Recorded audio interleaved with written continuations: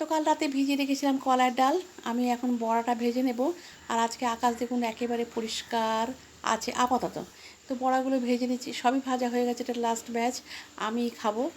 আর এটা ভেজে নিয়ে তারপর রান্না শুরু করবো। এই যে দেখুন বড়া আর চাটনি আমি এখন নিজের জন্য রেডি করছি আজ খাওয়ার জন্য, ঠিক আছে।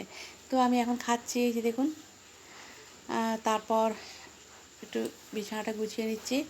হাজব্যান্ড বাজার থেকে এসে গেছে, আমি একটু তাড়াতাড়ি করে বিছানা টিছানাগুলো গুছিয়ে নেব। আর ঝাড় তো দেওয়া হয়ে গেছে।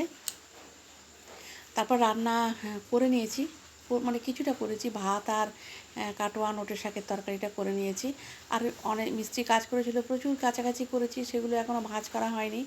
আর এই দেখুন বিছানাটা পরিষ্কার করে নিয়েছি। আর ওই ঘরে তো ছেলে এখনও ঘুমিয়ে আছে, পরিষ্কার করা হয়নি। আর পাঁচ বালিশের দড়িটা কোথায় জানি না, আর একটা পাঁচ বালিশের কভার পরানো হয়নি। চেয়ারে অনেক কিছু মানে গুছিয়ে রেখেছি। এই যে জানলাগুলো আর দরজা আমাদের চেঞ্জ করা হয়েছে, আপনাদের সঙ্গে শেয়ার করবো বলেছিলাম, তো এই ঘরটা করলাম।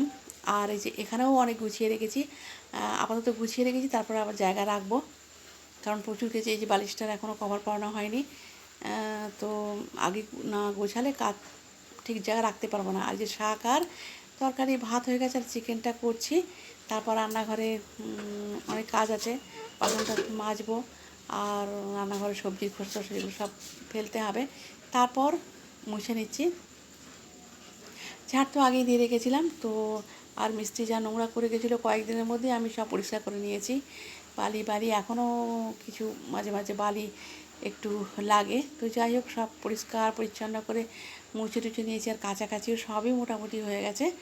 তারপর স্নান করে পুজো করে ভাত খেতে বসে গেলাম। তো ভাত রান্না তো শাক আর চিকেন আর ভাত করেছিলাম। তো ব্লগটা এই পর্যন্তই, সবাই খুব ভালো থাকবেন।